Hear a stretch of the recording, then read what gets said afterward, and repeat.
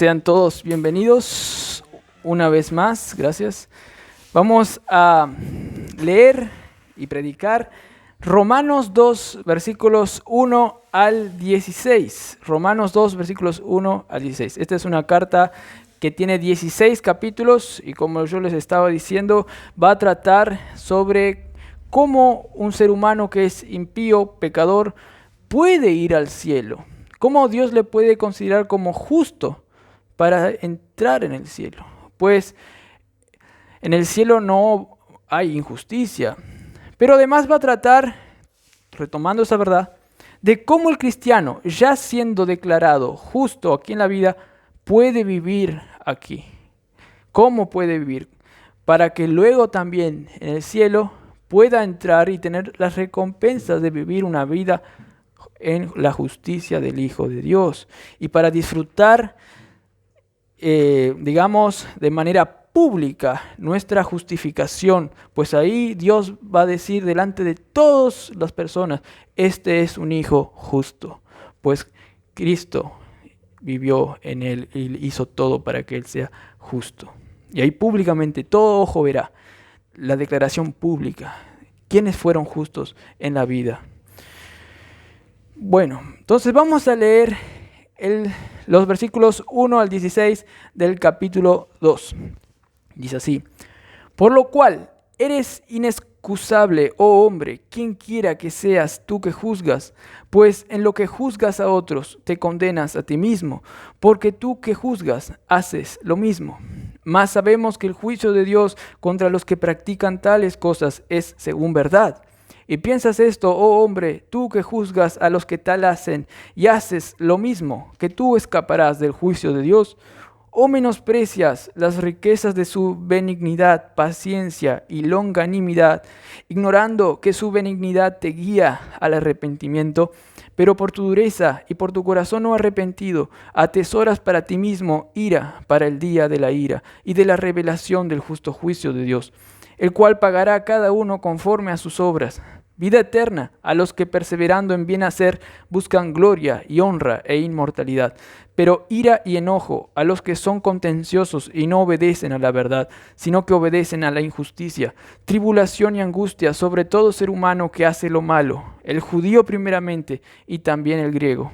Pero gloria y honra y paz a todo el que hace lo bueno, al judío primeramente y también al griego, porque no hay acepción de personas para con Dios, porque todos los que sin ley han pecado, sin ley también perecerán, y todos los que bajo la ley han pecado, por la ley serán juzgados, porque no son los oidores de la ley los justos ante Dios, sino los hacedores de la ley serán justificados, porque cuando los gentiles que no tienen ley hacen por naturaleza lo que es de la ley, estos, aunque no tengan ley, son ley para sí mismos, mostrando la obra de la ley escrita en sus corazones, dando testimonio su conciencia y acusándoles o defendiéndoles sus razonamientos, en el día en que Dios juzgará por Jesucristo los secretos de los hombres, conforme a mi evangelio. Vamos a tener una palabra de oración. Padre Celestial, gracias por este día, Señor, que tú, en tu soberanía, en tu designio, planificaste y preparaste para que cada persona esté aquí, Señor, en este día, Señor, en la ciudad de Mercedes, para escuchar tu palabra, porque tú nos reuniste, Señor, aquí. Tú que controlas todas las cosas, que ningún pajarito, ningún gorrión se escapa de tu presencia. Tú cuentas todos nuestros pelos que tenemos, Señor, incluso sabes todo de nosotros.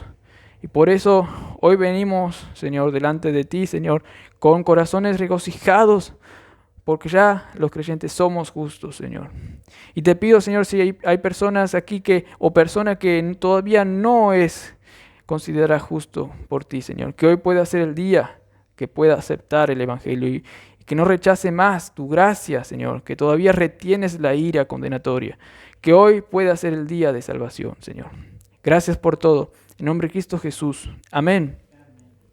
Como le estaba diciendo, el día final va a venir. El día final. Esto es una verdad, así como que existe un planeta, Tierra, así como yo existo y estoy hablando a ustedes delante, así como ustedes escuchan, tienen la facultad de oír. Esto es tan cierto que ya va a pasar. El día final va a venir. ¿Se imaginan ese día? ¿Cómo será? Estar ahí parados delante del trono del juez del universo. ¿Se imaginan cómo va a ser ese día? Qué glorioso será ese día para los creyentes, porque van a ver a Cristo ahí, cara a cara, y van a entrar al reino de Dios. Qué glorioso será ese día. Públicamente Dios va a decir: hijos, vengan al reino amado. Ustedes son justos, tienen la vestidura de Cristo en ustedes. Pero qué horrible será para otros que no tienen la vestidura de Cristo. Ese día van a estar así, queriendo agarrarse de alguien de miedo, agarrarse de eso mismo así, porque saben y sus razonamientos le van a acusar que hicieron lo malo delante de Dios y le ignoraron en su vida y no quisieron aceptar a Cristo. Al contrario, quisieron más sus deleites, no quisieron ir a la luz, y ese día va a ser horror para ellos y les va a echar al lago de fuego. Ese día será la manifestación de todas las cosas. Ese día se va a mostrar a todo público lo que hiciste. Todos tus secretos van a ser revelados y así Dios te va a juzgar conforme a tus obras, como vamos a ver. Ese va a ser el día decisivo, el día de la verdad. Aquí tal vez uno puede mentir, vivir su vida tranquilo, ignorar a la justicia, pero allí se va a manifestar. Va a ser el día de la verdad. Se va a manifestar en público lo oculto, hermanos. Entonces, hermanos, ¿y tú de qué lado vas a estar? ¿Vas a estar del lado de los impíos o del lado de los que se van a regocijar por ver a Cristo? Los que van a estar contentos por ver a Cristo. ¿De qué lado vas a estar? La única solución, como estuve diciendo en esta predicación, en las predicaciones, es el Evangelio. Lo único que te puede asegurar es estar del lado de los justos. El Evangelio es la única solución, el poder del Evangelio. Por eso Pablo no se avergonzaba de predicar el Evangelio, pues es lo único que puede hacer que algunos estén del lado de las ovejas en el día del juicio. El Evangelio es poder de Dios para salvación. Por eso Pablo no se avergonzaba a predicar a autoridades romanas, pues ellos también van a tener que compadecer ante el trono blanco. Ellos también. Pablo no se avergonzaba porque él tenía en su mente bien claro cuál era la realidad de las cosas. Y el día final estaba en su mente bien claro. Eso iba a llegar. Así como que se llamaba Pablo. El día iba a llegar. Vemos el versículo 1 del capítulo 2 de Romanos que dice: por lo cual eres inexcusable, oh hombre, quien quiera que sea tú que juzgas. El por lo cual aquí está uniendo con lo que estuvo diciendo antes. ¿Y qué era lo que estuvo diciendo antes? Estaba diciendo de todos los actos impíos de las personas que ignoran a Dios y Dios les entrega a esos actos impuros. Es como que la ira de Dios se manifiesta en vida hacia ellos, dejándole que ellos caigan en más desgracia. Y ahí relató unos cuantos pecados ahí como vimos. Pero como que Pablo en esta sección ahora, el capítulo 2, va a mostrar que tal vez hay otras especies, otro tipo de personas que no tienen pecados tan vistos como estos, aparentemente. Tal vez estas personas estaban aplaudiendo cuando miraba el juicio que caía sobre ellos. Mira, Pablo le está diciendo que estos son unos necios, mira que estos son sin un afecto natural, vamos arriba, sí, esos son así, vamos arriba, ellos son unos tremendos paganos, fornicarios, homosexuales, sin misericordia, implacables, sí, Pablo diciendo esa lista, son todos de lo peor ellos. Yo no, yo soy moral, yo soy correcto. Pero en el 2:1 dice: por lo cual eres inexcusable, oh hombre, quien quiera que seas tú que juzgas. ¿Por qué sos inexcusable? ¿Por qué? Va a decir: pues en lo que juzgas a otro, te condenas a ti mismo. 3 dedos te apuntan cuando apuntas al otro. Porque tú que juzgas, haces lo mismo. Cuando vos estás juzgando al otro, mira, este es un tarado, este es esto, este es lo peor, este es eso. Pero sin embargo, vos también cometés pecados. Al estar juzgando y condenando al otro, indirectamente también se está condenando a sí mismo y juzgando a él mismo, porque él también está en esa vida de pecado delante de Dios. No hay acepción de persona, todos están destituidos de la gloria de Dios. No importa cuán moral seas, no importa cuán judío seas, como vamos a ir viendo. No importa cuán religioso seas, si juzgas al otro y vos estás en pecado, también te estás condenando cuando juzgas. Y es un pecado también el hacer juzgar al otro, porque estás juzgando hipócritamente. Entonces ahí también, en ese acto de pecado, Dios también te está condenando. Estás pecando al juzgar también. En ese sentido también se puede entender eso. Hermanos, hay un pecado aquí claro de hipocresía. Y ser hipócrita, esos son los peores. ¿Qué hipócrita? Porque vos estás haciendo lo mismo, en otras palabras. Nosotros vimos aquí que hay unos pecados como aborrecedores de Dios. Hay algunos que son religiosos y dicen que aman a Dios, pero en su corazón aborrecen a Dios, no quieren seguirle realmente. Y hay soberbios, yo soy el mejor cristiano. Inventan males también en las religiones, en la iglesia misma inventan males, son desobedientes a los padres tal vez y otro tipo de pecado. Sin embargo, estos se ciegan a sí mismos. No, yo no soy así, ellos nomás. Tal vez también se puede estar refiriendo aquí a los judíos ya. Yo porque estoy en una familia judía, yo no soy como esos gentiles paganos que no obtuvieron la revelación de la ley. Yo porque estoy en la familia de Israel, mi padre es Abraham, yo no soy juzgado, pero ellos sí, ellos son unos desprivilegiados, miserables. Pero cuando juzgas, te estás juzgando a ti mismo, porque vos también estás viviendo mal delante de Dios. Te estás condenando a ti mismo también. Aquí nadie se escapa ante la vista de Dios. Pablo está relatando todo. Nadie se escapa. La única solución es el Evangelio. La única solución para ir al cielo. Pues en el cielo Dios no encuentra ninguna basurita, ni un polvito de suciedad en el cielo. Ya va a estar en el infierno ese polvito, esa suciedad. ¿Y qué dice luego? Versículo 2. Mas sabemos que el juicio de Dios contra los que practican tales cosas es según verdad. Y ahí Pablo retoma los juicios, los pecados anteriores. Todo eso. Necios, desleales, sin afecto natural, lo que estuvimos hablando en la clase pasada. En verdad, sí, el juicio de Dios contra ellos es según verdad. Es según verdad. Dios es verdad. Y Dios cuando juzga algo lo hace según su carácter verdadero. No va a mentir. Lo juzga y lo juzga. Chao. No importa cuán, engañados sean nosotros al decir, no, Dios no existe. No, la verdad detecta. Ahí estás mintiéndote a ti mismo acerca de que Dios no existe. Y yo te hallo culpable. La verdad de Dios ve todo. Y según la verdad, los que practican todas esas clases de maldad van a ser juzgados. Y el versículo 3 dice, ¿y piensas esto, oh hombre, tú que juzgas a los que tal hacen y haces lo mismo, que tú escaparás del juicio de Dios? Vieron que Pablo retrae de vuelta lo que estuvo hablando, manifiesta todos esos pecados. Y luego les dice a ellos, ustedes que hacen lo mismo, ¿cómo piensan escapar del juicio de Dios? Pablo les quiere como que despertar a estos de su, ceguera, de su hipocresía. Les quiere despertar para hacerles ver que no hay escape del juicio de Dios también para con ellos. Ya sea personas muy corruptas moralmente o personas que siguen la moral como los judíos.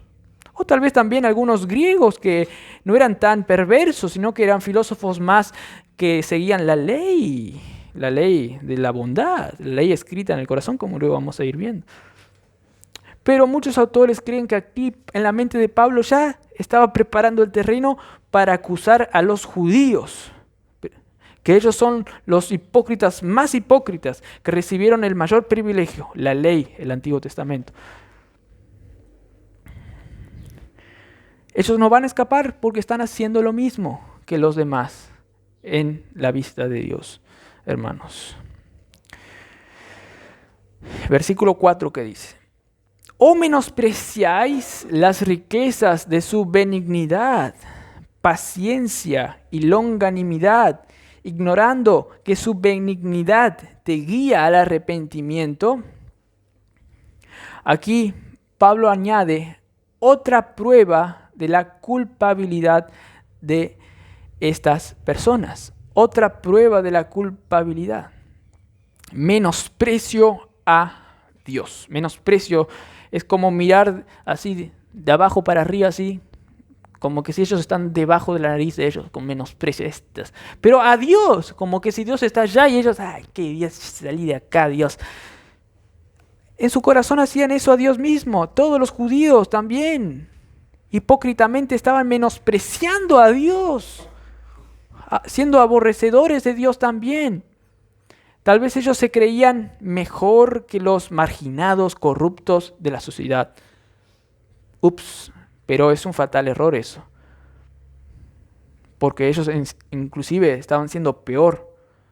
Pues es un pecado que atenta contra la luz que recibieron, que es mayor. Y a mayor luz, mayor pecado si vas en contra de esa luz.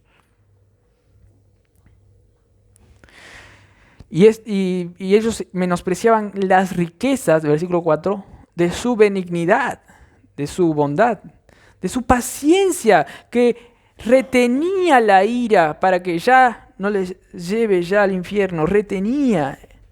Eso significa la paciencia de Dios que no les llevaba ya al infierno. Y longanimidad también refiere a lo mismo. Ignorando ellos que esa benignidad, resumidas palabras, que esa gracia de Dios para que ellos vivan un poco más, mostrándoles su amor y no ya su ira. Eso mismo, esa bondad, era lo que le tenía que ellos redarguir y llevarles a decir: Dios es bueno, yo soy malo, me arrepiento, vuelvo, quiero volver a Dios, que es amor, es lleno de gracia para conmigo, no me condenó ya. Pero ellos ignoraron aún esa gracia que les conducía, les incitaba a arrepentirse. Y aún así ellos rechazaron esa gracia. En vez de adorarle a Dios, realmente se estaban adorando a ellos mismos. Pero eso también agravia más el delito. Versículo 5 que dice: pero por tu dureza y por tu corazón no arrepentido, atesoras para ti ira, para el día de la ira y de la revelación del justo juicio de Dios. Entonces, el juicio de ellos rechazar la bondad tras día, tras día, tras día, tras día de Dios, ¿en qué iba a repercutir? Bueno, que ellos cada día que eran, digamos, salvos, que no recibían ya el juicio, ellos cada día amontonaban, digamos, más ira para el día final de la ira, para que caiga, ¡paf!, todo esa ira amontonada. Y bueno, y ya les lleve al juicio. Vemos que aquí, a cuanto, digamos, más luz tenés de la gracia de Dios, mayor ira se va acumulando. Por eso no es bueno rechazar la gracia de Dios, pues Dios es un Dios de justicia también. Es que, digamos, no puedes tomarle de un payaso a Dios. Dios no puede ser burlado, dice la palabra de Dios. Entonces, si uno es incrédulo, nunca creyó a Cristo, y rechaza y quiere vivir su vida así nomás, hay que considerar, cuidado, Dios no es un payaso. Dios es lleno de gracia, porque te permite todavía vivir en su creación. Vos estás viviendo aquí gratis. Pero ¿cómo vas a vivir malagradecido, mordiéndole la mano al que te da de comer en su creación, menospreciando su gracia día tras día?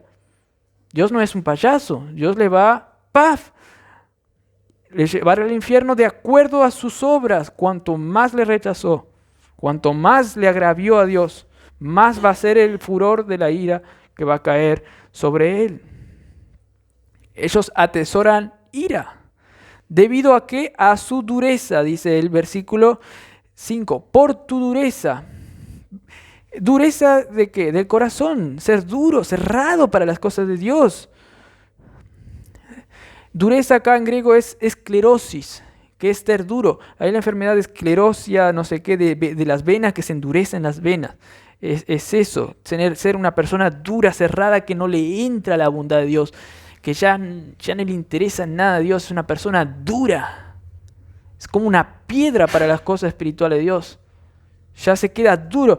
Del lado del humano, el humano se endurece para con Dios. Yo no quiero más. Y cuanto más se endurece, más se vuelve rebelde y más ira está acumulando.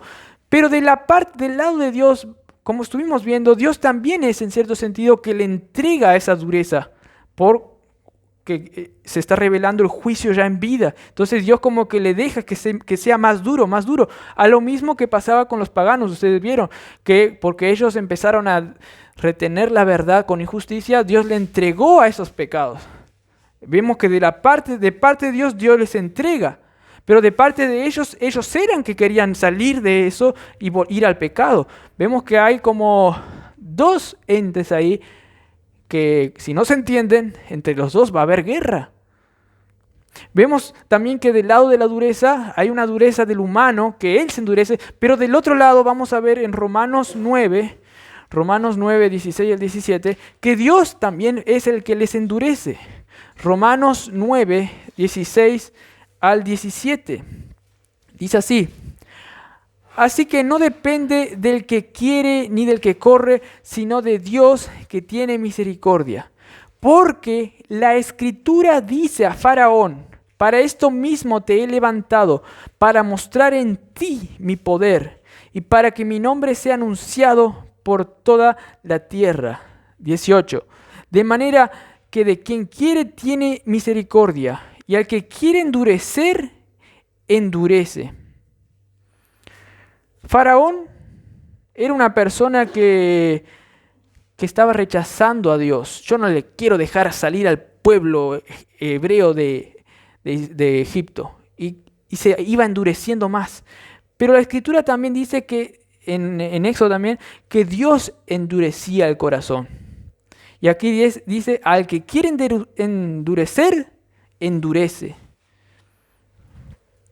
Vemos también que del lado de Dios, Dios también es el que endurece el corazón. Pues Dios no es un payaso. Es un ente, es una persona. También. Y por el corazón no arrepentido de estas personas, volvemos a Romanos 2, 5, el pasaje en cuestión, dice que también por el corazón no arrepentido atesora para él mismo ira para el día de la ira. Ira para el día de la ira. Les cuento una ilustración para que entiendan esto. Por ejemplo, había una ilustración que me contaron allá en una facultad que fui. Había uno que estaba, digamos, en el techo de paja, que tenía, no sé si un campo, una chacra, yo que sé, allá en Estados Unidos o algo así. Y venía uno y le daba una moneda de oro, así, ¡clic! Le tiraba así, y entonces él agarraba, ¡gracias! Pero miraba así y dejaba ahí en el techo, ahí, porque él estaba arriba ahí tomando ahí, digamos, una limonada o algo, y tiraba ahí arriba en el techo de paja. El otro día pasaba de vuelta, ¡gracias! Agarraba la moneda, tiraba. Y cuando un día, no sé, días más después, se fue a acostar abajo, miró para arriba, ¡plá! Se cayó todo el peso de todas las monedas de oro, ¡pum! Y murió. Bueno, así es cuando uno desprecia la bondad de Dios. Es como que está acumulando bondades, oros, que eso luego va a caer. Cuanto más ignoras la gracia de Dios, más acumulás la ira. Vieron que es de parte de ambos. Uno es el que dice aquí que es el que acumula ira. Uno mismo. Vean, es responsable uno mismo. ¿Qué dice? Romanos 2, versículo 5. Dice, atesoras para ti mismo ira, dice, para el día de la ira. Vos sos el que estás atesorando, teniendo muchos tesoros, digamos, agarrando la ira. Vos sos el que estás acumulando ira. Pero de la parte de Dios, vemos en Romanos 9, 22, Romanos 9, 22, que Dios es el que también está airado personalmente. Dice, Romanos 9, 22, ¿y qué si Dios, queriendo mostrar su ira y hacer notorio su poder, soportó con mucha paciencia los vasos de ira preparados para destrucción? Dios es el que quiere mostrar, dice, su ira, y por eso tiene paciencia para luego mostrar su poder en la ira. Vemos que hay, digamos, guerra. Uno acumula la ira de un lado, pero del lado de Dios es Dios también que decide llegar la ira con todo poder hacia Él. Ese es el Dios incomprensible que tenemos. Es un Dios justo. No es un Dios cualquiera, hermanos. Versículo 6 que dice, el cual Dios pagará a cada uno conforme a sus obras. Según el versículo anterior, ¿cuándo va a pagar? ¿Cuándo se va a revelar esa ira? En el día de la ira, el día del trono blanco. Allí, en la revelación del justo juicio, donde Dios va a juzgar a la humanidad. Ahí va a ser el día final. Y el versículo 6 dice, el cual pagará a cada uno conforme a sus obras. Aclaración. Aquí Pablo no está afirmando que uno se salva por las obras sin Cristo. Él no está diciendo esto. Aquí él está mencionando cómo funciona, digamos, la legislación de Dios, cómo funciona la ley. Allí, ¿qué es lo que va, digamos, a condenar en el día del juicio? ¿Quién tiene buenas obras o quién no tiene buenas obras? Eso es lo que va a llevar a uno al infierno o a uno al cielo. Eso es lo que está diciendo Pablo solamente. Ahora, en el contexto vemos que ¿quién es el que va a tener buenas obras? El que fue vestido con la justicia del Hijo de Dios. El que fue salvado por el poder del Evangelio. Ese va a tener buenas obras en el día final. Pero Pablo aquí todavía no está mencionando eso. Pablo está siendo objetivo diciendo las normas por el cual se va a condenar o absolver a una persona. Va a ser de acuerdo a si cumplió la ley o no, si fue bueno o fue malo. Esa va a ser la ley. Ahora, ¿quiénes van a ser los que van a ser buenos? Solamente por la gracia de Cristo, los que fueron revestidos por la sangre del Cordero. Solo esos. Pero los cristianos van a hacer buenas obras también aquí. ¿Por qué? Porque tienen a Cristo. Y Cristo en ellos les hace tener buenas obras. Si una persona dice ser cristiana, pero no tiene buenas obras, en el día del juicio final se va a ver, este no tiene buenas obras. Entonces, como es objetivo, al infierno. ¿Por qué? Porque realmente no tenía Cristo. Pues si tenía Cristo, iba a tener buenas obras. Eso va a ser el contexto de esta carta en simples palabras. Hermanos. Entonces, aquí Pablo no está predicando una salvación, digamos, por obras sin Cristo. No, está siendo objetivo. Por lo que se va a juzgar es si tenés buenas obras o no. Hasta ahí queda. Aclarado eso, vamos a seguir hablando. Versículo 7 dice, ¿cuáles van a ser las, digamos, recompensas del juicio?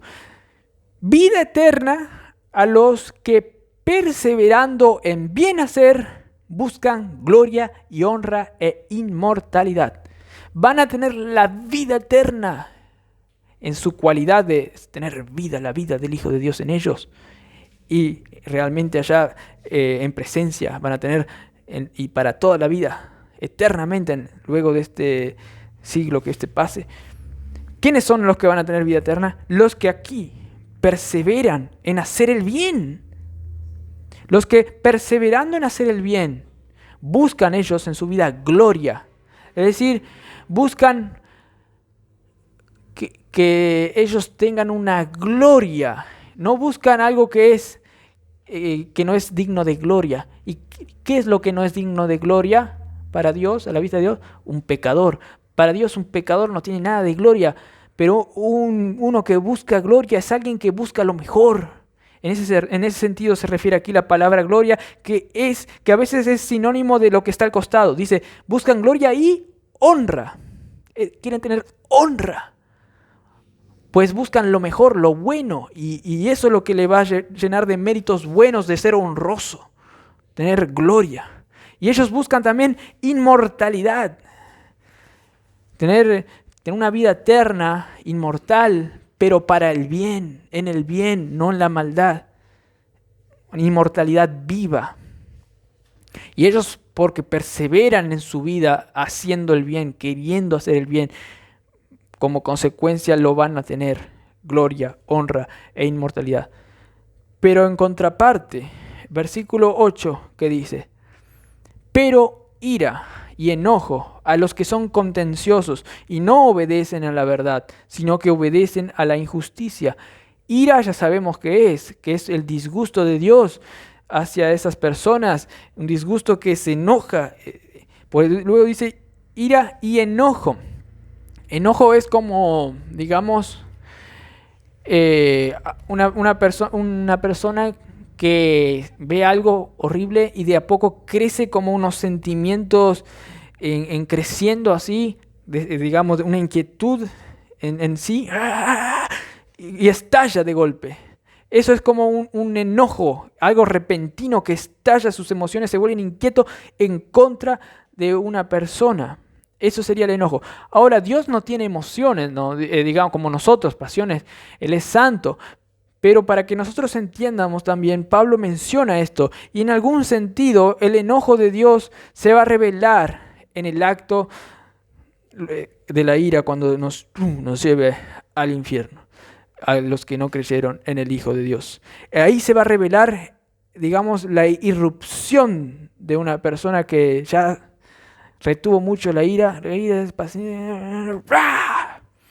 el enojo. Bueno, y estos van a tener todos los que no perseveran en hacer el bien, que dice a los contenciosos.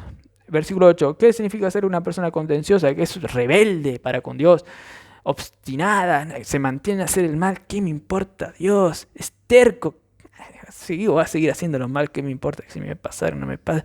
Terco, contencioso, malo. Bueno, a esos y a los que no obedecen a la verdad, está clarito, sino que obedecen a la maldad, a la injusticia, a las cosas que no son justas, esos van a recibir ira y enojo en el día final.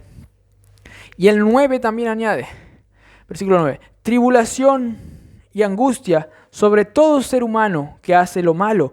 El judío primeramente, pues recibió más luz, y también el griego. Tribulación y angustia.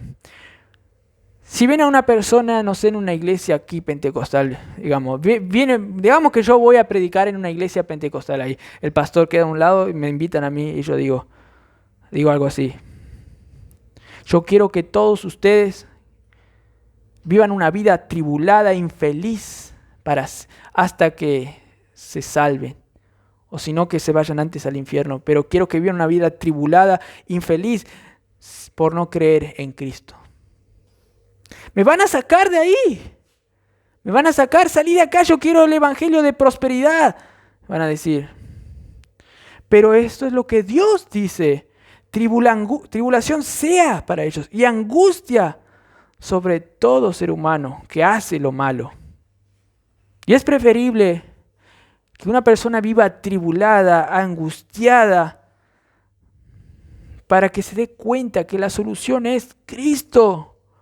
Pues si hay una persona que está bien, esa persona no se va a dar cuenta que necesita de Cristo. Jesús dijo, yo he venido a salvar a los enfermos, pues ellos necesitan médico. Yo no he venido a salvar a los que, digamos, no necesitan de un médico.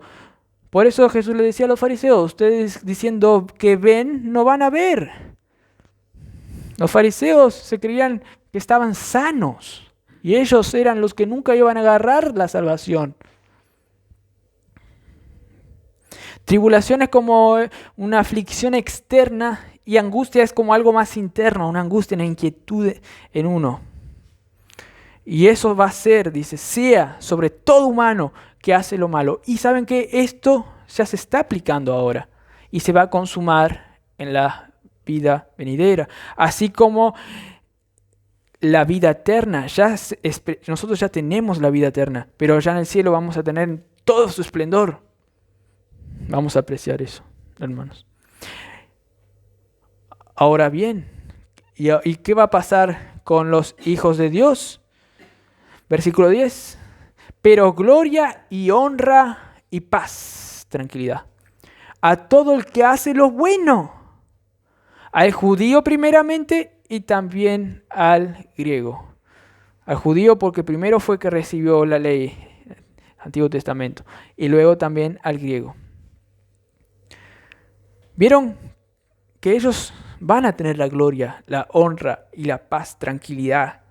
Tanto por tener un cuerpo ya sano, un cuerpo glorificado, pero también tener un hombre interior glorificado, que puede descansar, ya no tiene más pecado, va a tener paz por siempre. Ya lo apreciamos acá, pero en el cielo de una manera completa, hermanos. Y eso es lo que van a tener los griegos, los judíos y los griegos, pero los que son creyentes. Porque el versículo 11 dice, no hay acepción de personas para con Dios. Versículo 11, no hay acepción de personas. No importa si es judío o si es no judío. Si hicieron lo malo, van a tener sus consecuencias. Si hicieron lo bueno, van a tener sus consecuencias buenas. No hay acepción de personas. Yo nací en una familia cristiana, pero eso no te lleva al cielo. ¿Hiciste el bien o hiciste el mal en tu vida?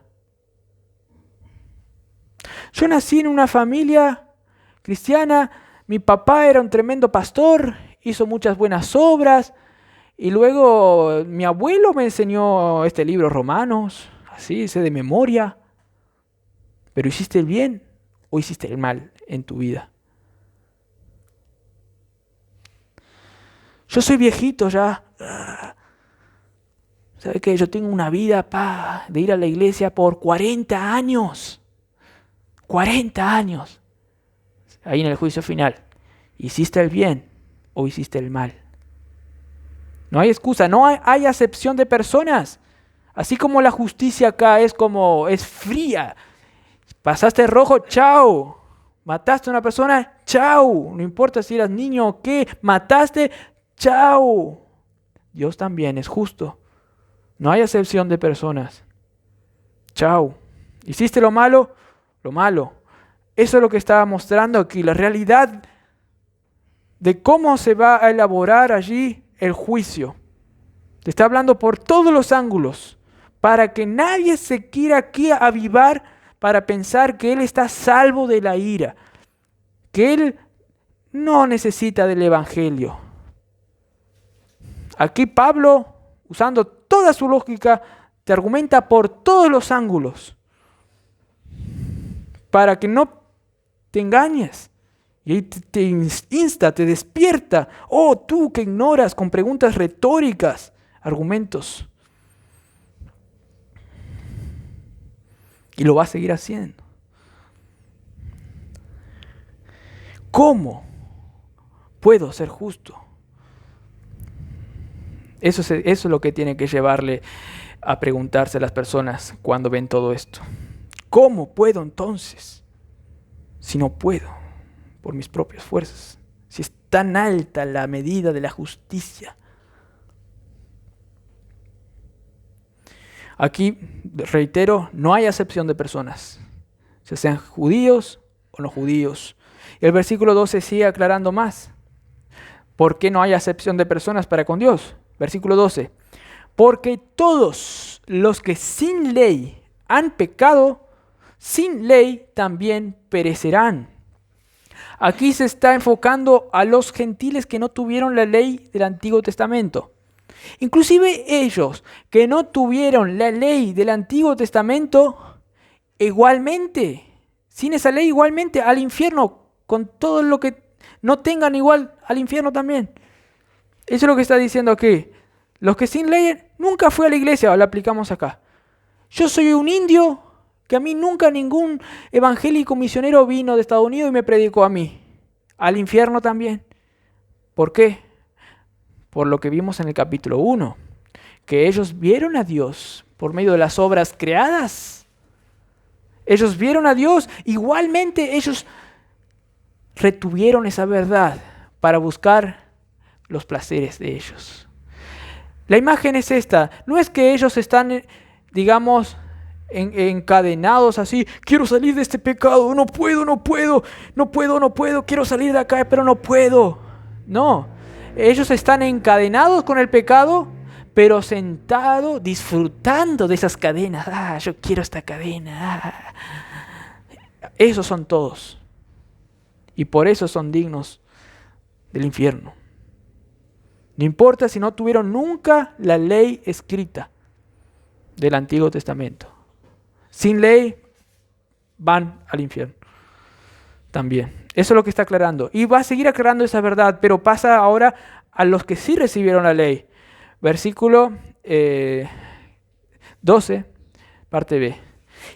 Y todos los que bajo la ley han pecado, por la ley misma serán juzgados. No, yo tengo la ley ahora, Yo no soy como esos paganos que nunca tuvieron el privilegio de tener la ley escrita. Yo tengo la ley escrita. Pero esto habrá sido re chocante para los judíos, pues ellos se basaban en la ley, que la ley que fue dada a ellas es por eso que van a ir al cielo, porque ellos son la nación, el pacto de Dios, la nación amada. La que le diferencia de las otras naciones. Yo tuve la ley. Pero justamente por eso de lo que se aferraban, la ley, era eso mismo lo que les iba a condenar. Porque cuanto más luz, mayor condenación. Si no vas al Evangelio, hermanos. Esto habrá sido chocante. Le sacás el bastón por el cual ellos se aferraban. Esto habrá chocado contra su orgullo, porque ellos pensaban que eran mejores, porque tenían la ley, unos orgullosos, unos tremendos hipócritas. Era esa misma ley lo que les juzgaría. ¿Por qué? Versículo 13. Porque no son los oidores nomás de la ley los justos ante Dios, sino los hacedores de la ley serán justificados. Yo voy a la iglesia todos los días aplicando a nuestro presente. Yo oigo la ley todos los días. Yo no soy como ese impío que se queda a mirar Barcelona. Yo no soy como ese impío que se va a la expo, no sé qué, de las vacas ahí. Yo no soy como esos. Yo vengo a oír la ley los domingos. Tengo un ticket reservado al cielo. Pero no. ¿Saben por qué no?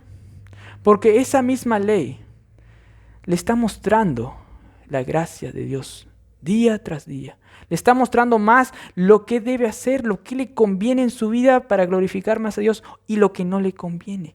Pero esa ley que le muestra las cosas que debe hacer, no le habilitan para poder hacer esas cosas. Solo Cristo le puede habilitar para cumplir la ley. Por lo tanto, no van a cumplir la ley, solo están oyendo la ley, pero no la cumplen. Por eso van a ir al infierno igualmente, nadie les puede sostener. Nadie. Es como esto le está diciendo. Arrepiéntanse ya, es la verdad. Viene la condenación para los que no creen. No se engañen. El diablo es que les quiere engañar, que la religión les puede salvar, pero por eso muchos están engañados y van al infierno. Por eso hay muchas religiones que confunden a las personas, llevándoles al infierno para siempre, porque piensan que por sus obras pueden seguir la ley, pero si no está Cristo, ¡chao!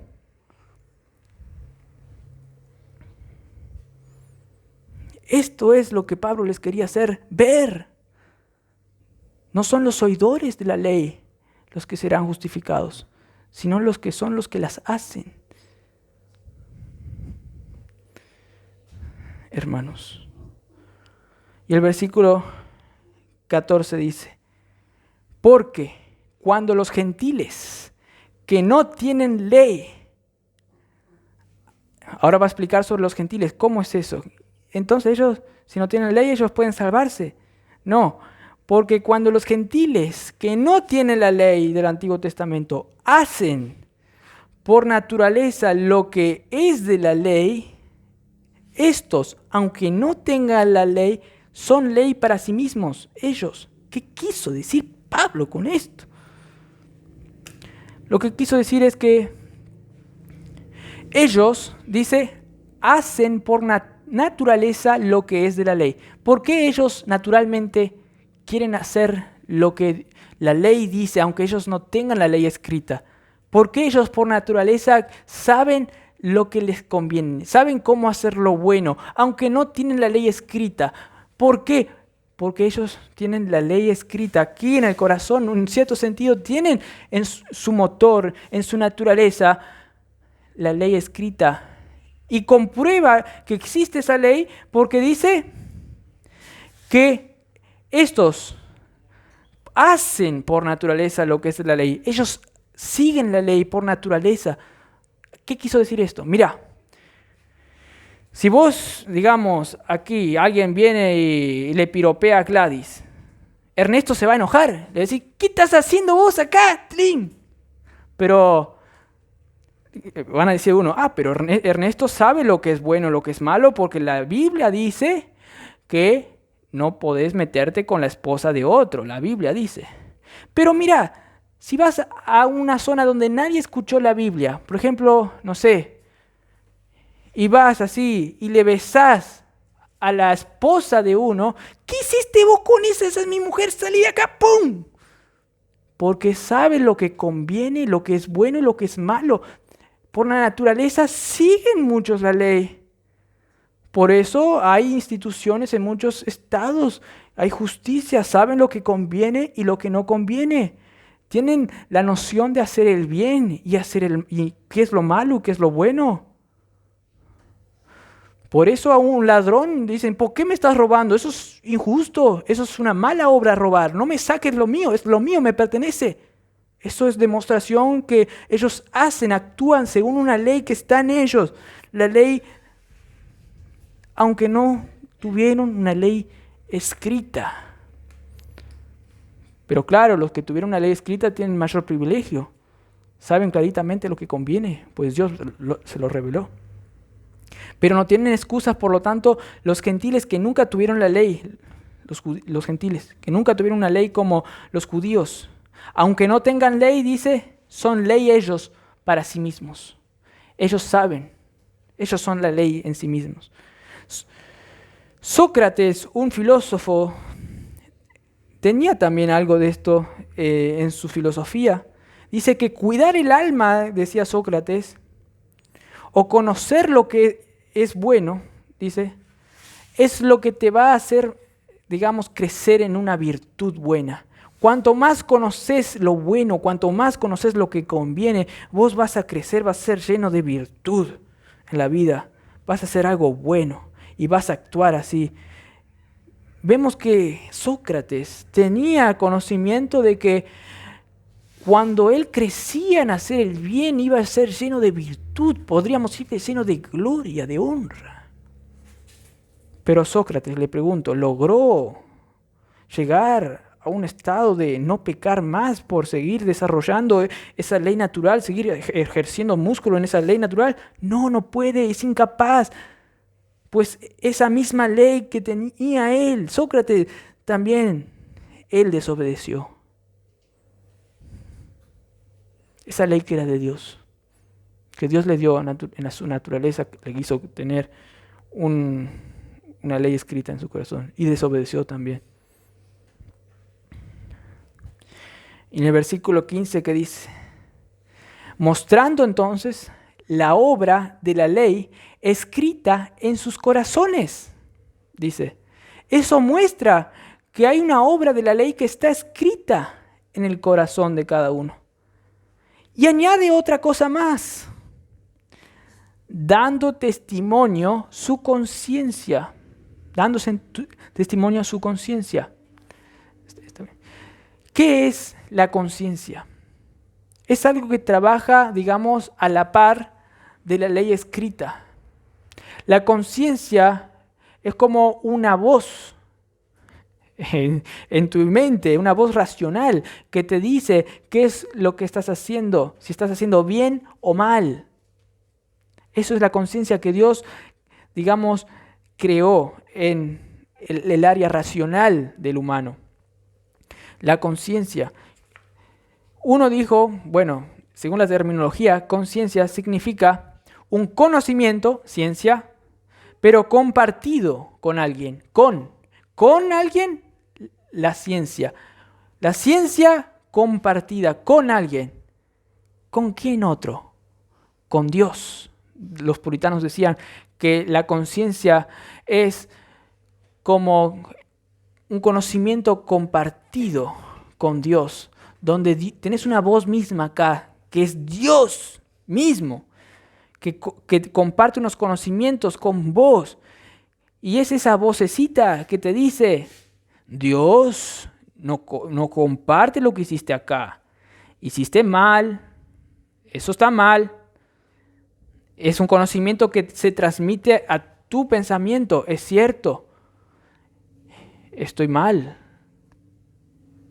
Es un conocimiento compartido con Dios el que es la conciencia, que luego hace, digamos, parte de un pensamiento entero que acusa tus pensamientos mundanos que tenés y revela que hiciste mal. Y luego dice, mostrando y acusándoles, esa conciencia, acusándoles o defendiéndoles sus razonamientos. La conciencia acusa o defiende, si están haciendo bien, los razonamientos de la mente humana.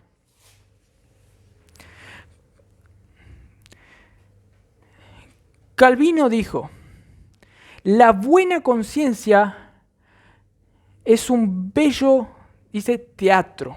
Es como un bello teatro grande, espacioso, que se estás disfrutando ahí, grande, un bello teatro, un tesoro, sí.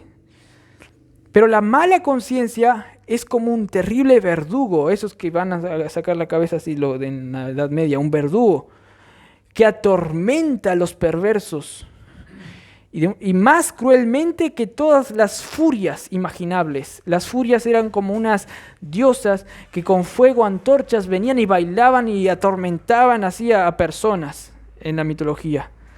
Y dice que la conciencia mala, cuando te acusa es como que te atormenta con crueles, digamos, acusaciones, con crueles formas de acusarte.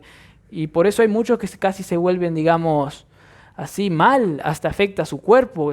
Tiene una conciencia que le dice mal, mal, y te atormenta. Bueno, esa es la voz también de la conciencia que te acusa o te defiende. Miren cómo funciona cuando te defiende la conciencia. Es como, a veces vos hiciste una buena obra, le regalaste a un pobre algo así. Tú, qué capo que soy, le regalé, qué bien que hice ahí nomás. Y te encontrás con una paz, qué bien que hice. La conciencia te transmite, hiciste una buena obra, hiciste algo bueno, digno. Pero qué feo es cuando la conciencia te acusa.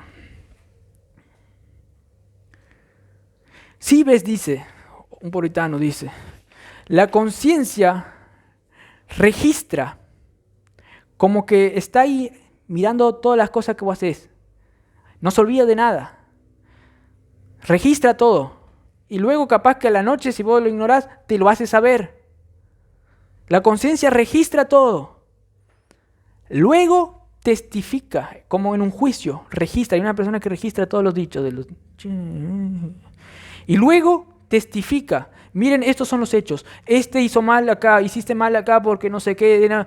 Y te molesta, así te molesta. Mira, acá estos son los hechos que demuestran que hiciste mal. Yo anoté todo. Mira, te estoy mostrando, te testifica. Y luego ya empieza a acusarte. Es como la parte, digamos, del abogado que juega de la parte justa. Empieza a acusar. Al juez le dice, este hizo mal, acá le acuso. Y ahí ya te empieza a atormentar. Y luego ya viene el juez y juzga. ¡Pam! Hizo mal realmente. La conciencia es eso. Y luego ejecuta el juicio. Y ahí es cuando ya llega el clímax. Y ahí ya tu conciencia ya no... Cuando te hizo saber ya no hay vuelta atrás. Ya ejecutó el juicio. No podés... Ahí ya tenés que pasar a ignorar totalmente. Y es como que estás acallando el juicio. Querés salir de ese juicio, de esa área ahí. Y querés salir. Y muchos sí quieren salir de ese juicio, de la conciencia. Ignoran. Pero eso es peligroso.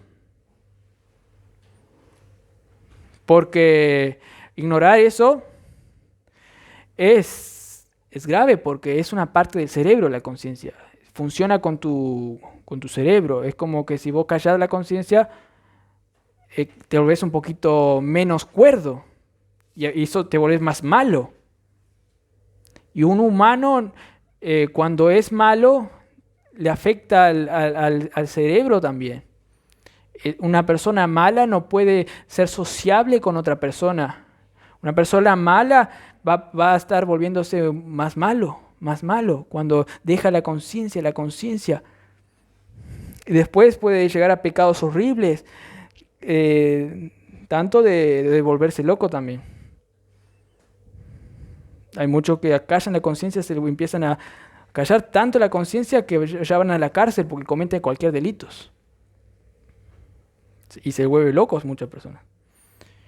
Ignorar la conciencia es como estar disparándose el cerebro. No se puede burlar a Dios. Y muchas personas se están burlando en la cara a Dios, ignorando la voz de la conciencia que Dios creó en el ser humano. Yo no necesito de Dios, salí conciencia, voy a hacer lo que quiero realmente. Pero van y ven, quieren después satisfacer la conciencia y piden perdón o hacen algo y ahí tienen otra vez la conciencia que le dice, estás bien, ahora te hiciste bien. Pero si seguís en esos mismos pecados y querés seguir sacando la conciencia, llega un momento que ya muchos ya no tienen más conciencia y por eso están en horribles lugares. Algunos tal vez no van a la cárcel, pero son unos psicópatas y en su interior son de lo peor y de lo peor. Versículo 16 dice, y esto como que transportando ya el día del juicio, relacionando con las acusaciones de las conciencias.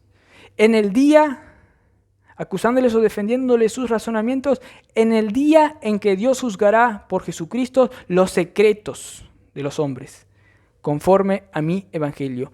Como que ya pasa del juicio aquí en el cerebro, del juicio de la conciencia acá, ya pasa a un juicio manifiesto público en el día final.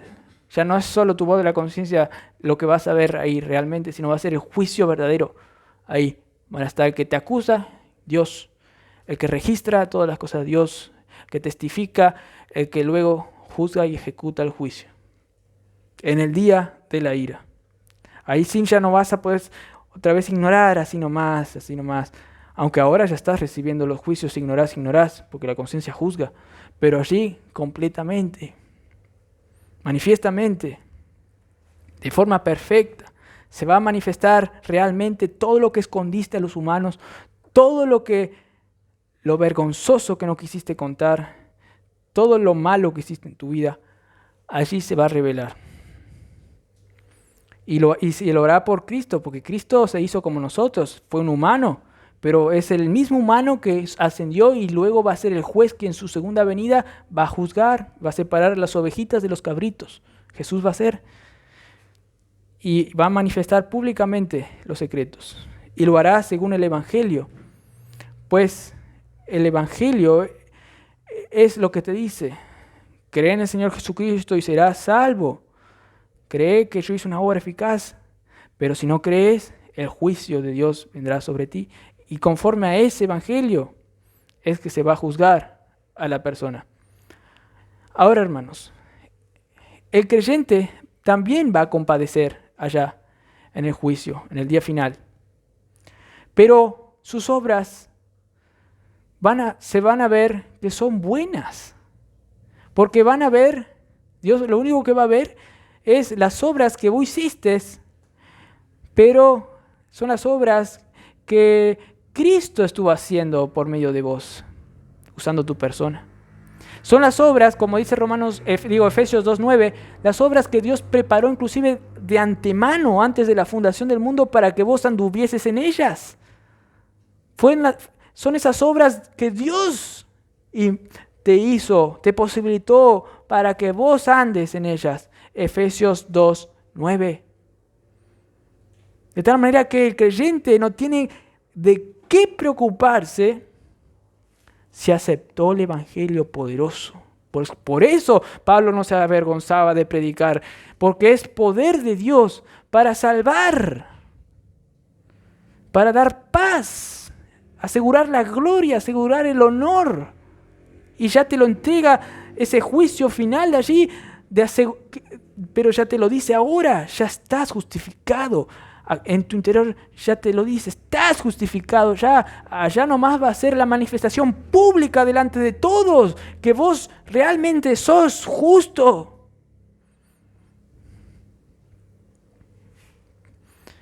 Pero en privado, si vos creíste en el Hijo de Dios, ya sabés que sos justo. Si aceptaste que por tus méritos no podés salvarte, solo por la obra de Cristo. Ese es el evangelio. Por eso Cristo vino a la tierra. Y el cristiano que está creciendo en este conocimiento del evangelio puede disfrutar ya las bendiciones de saber que ya es justo. ¿Qué dice Gálatas 5? Gálatas 5:5. Que dice que el cristiano ya espera que va a ser justo. Ya sabe, por el Espíritu, por la fe. Gálatas 5:5 dice, nosotros por el Espíritu aguardamos por fe la esperanza de la justicia. Ellos aguardan, ellos saben, esperan, tienen paciencia ya de que por la fe, por medio del Espíritu, que la justicia allí va a ser a favor de ellos. Ellos esperan el día final, ya confiantes por fe que van a tener la justicia de Dios. Ellos no dudan, ellos ya creen lo que no se ve. ¿Por qué? Porque creen en la obra eficaz de Cristo en la cruz, que es la justicia del Hijo de Dios que se nos imputa, que se nos declara a nosotros, se nos regala. Aquí no de manera ya perfecta, pero que se nos va aplicando cada vez más, la justicia de Dios se va transmitiendo. Pero de una manera más gloriosa ya nos asegura que ya todo está bien para con nosotros. Pues la justicia entera de Cristo en vista de Dios ya se nos regaló. Ya somos 100% justos. Claro, en vida, aquí en este presente, se nos va transmitiendo esa capacidad de obrar bien, de a poco. Cada vez somos más santos, pero ya estamos obrando bien. Esa misma justicia que Cristo conquistó se nos otorga a nosotros de a poco. Pero de una manera 100% Dios ya nos ve según la justicia completa conquistada en su vida, pues Cristo no pecó y a la vista de Dios tenemos esa justicia. Y de a poco esa justicia se va transmitiendo subjetivamente, experimentamos con buenas obras en vida la justicia de Dios. Es de gracia, se nos da esa capacidad de hacer obras justas porque Cristo la conquistó en la cruz y se nos transmite ya a nosotros. Pero de una vista global ya nos declara 100% justos. El juicio ya pasó y eso se nos muestra a nosotros. Pues Dios justificó en espíritu al Hijo de Dios cuando murió y venció a la muerte. Él venció a la muerte, mató nuestro pecado y Él fue justificado primero. Dice Primera de Timoteo 3:16, que Él fue justificado en espíritu. Dios le declaró justo, venció el pecado por nosotros en nuestra identificación, resucitó de los muertos para vivir con respecto a Dios en identificación nuestra. Él fue nuestro sustituto. Él nos, sustituyó en Él. De tal manera que su justicia es nuestra. Y la declaración de justicia que recibió de parte de Dios, también nosotros la recibimos. Y eso es lo que al creyente le hace tener esperanza en esta vida, hermanos. Que cuando vaya allá, va a tener buenas obras. Y Dios le va a decir, bien servo y fiel. Y las malas obras que hiciste, aún estando en vida, no van a ser miradas por Dios. Porque como creyentes nosotros también pecamos.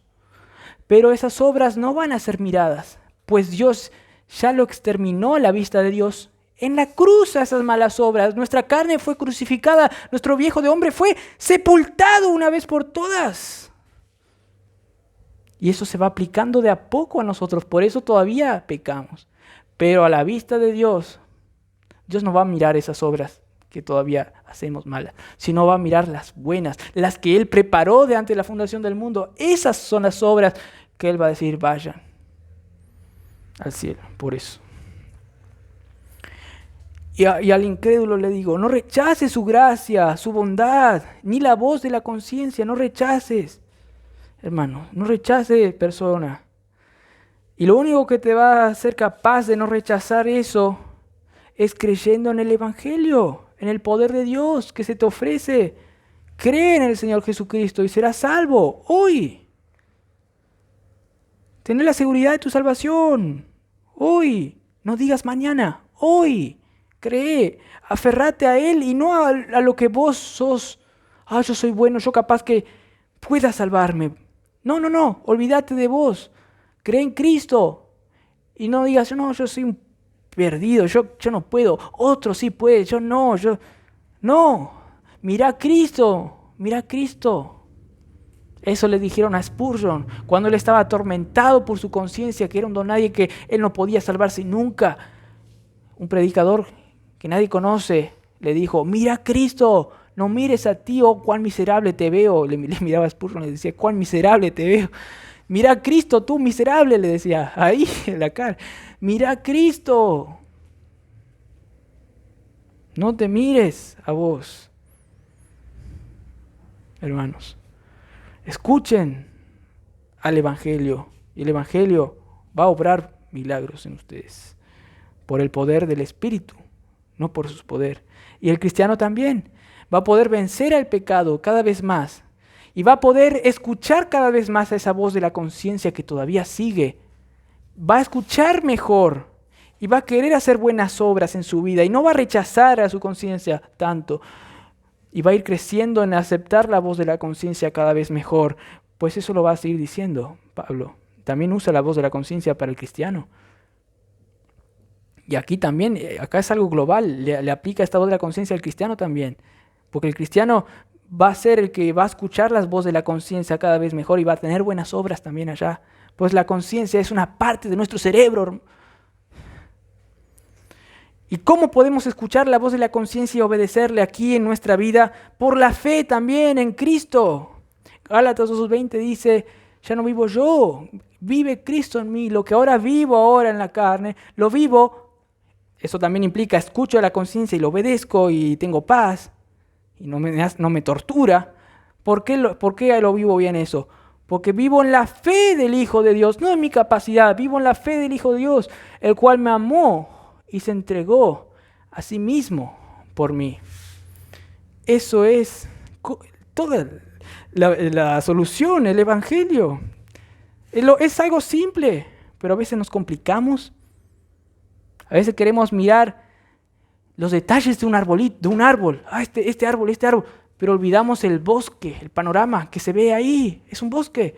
Y es el Evangelio que te dice cómo vivir la vida cristiana. Y luego tenés que vivirla, pero tenés una guía. Tenés el Evangelio que te capacita, tenés a Cristo, tenés el Consolador, como estuvimos cantando, el otro Consolador que Cristo prometió que iba a venir y que nos iba a habilitar para ejercer su ministerio y para vivir la vida cristiana. Tenemos el Espíritu en nuestros corazones. No seamos como los de los Gálatas que comenzando por el Espíritu, ahora queremos dejar el Espíritu y perfeccionarnos por nuestra carne, por nuestras obras. Así no vas a escuchar bien la voz de la conciencia, sino que te va a atormentar. Y vas a querer vivir una vida bien, pero vas a estar escondiendo abajo de la cama con una escoba la suciedad. Pero va a llegar un momento que Dios te va a tener que decir, no, es por el Evangelio. Te va a hacer, por así decirlo, mostrar esa ley antigua que te condenaba y para mostrarte, no podés sin mí, hijito. Depende de Cristo. Eso es lo que va a decir más adelante Romanos 6 al 7, que la ley tampoco sirve para santificar, sino que es Cristo que sirve también para vivir la vida cristiana y ser cada vez más santo. Romanos 6 al 7. Vamos a tener una palabra de oración. Padre Celestial, gracias por este día, Señor, que estuvimos ante la ley, pero con el Evangelio, Señor. Pues sin el Evangelio, Señor, estamos fritos, pues la ley es imparcial, la ley no hace acepción de personas, la ley es calculista, la ley es fría, pero es buena, pues revela la santidad que tienes. Por eso necesitamos de ti, Jesús, de tus fuerzas, de tu gracia, de tu misericordia, de tu obra consumada en la cruz, Señor. Pues sin ti nada podemos hacer. Que cada cristiano esté lleno de paz, Señor, en eso, en saber que solo Cristo le puede ayudar. Pues, ¿qué dice las Escrituras? Que Dios da paz, sí, pero por medio del Evangelio, por medio del creer. Romanos 15:13 dice, y el Dios de esperanza os llene de todo gozo y paz en el creer, por el poder del Espíritu Santo, para que abundéis en esperanza. Gracias, Señor, por este Evangelio, pues sin el Evangelio vamos a tener la condenación de la conciencia en nosotros. Sin el Evangelio vamos a vivir una vida atribulada, donde la conciencia cada vez nos va a decir, sos un imperfecto, hijo del diablo, yo qué sé. Pero, Señor, si dependemos de ti, vamos a poder obedecer la ley y la conciencia que es educada por la ley tuya, Señor. Pues aún la conciencia a veces no es perfecta, Señor. Pues todavía tiene los restos de la carne. Pero si, Señor, educamos cada vez más la conciencia con tu palabra, Señor, y obedecemos y, por así decirlo, nos volvemos más, unidos con esa conciencia, vamos a ir trabajando bien, Señor. Gracias por este día, Señor, que pudimos aprender de tu palabra, que pudimos disfrutar del Evangelio, Señor, que nos libera de la condenación, que es todo lo que viene aparte del Evangelio, aparte de Cristo, Señor. Gracias por todo. En nombre de Cristo Jesús. Amén.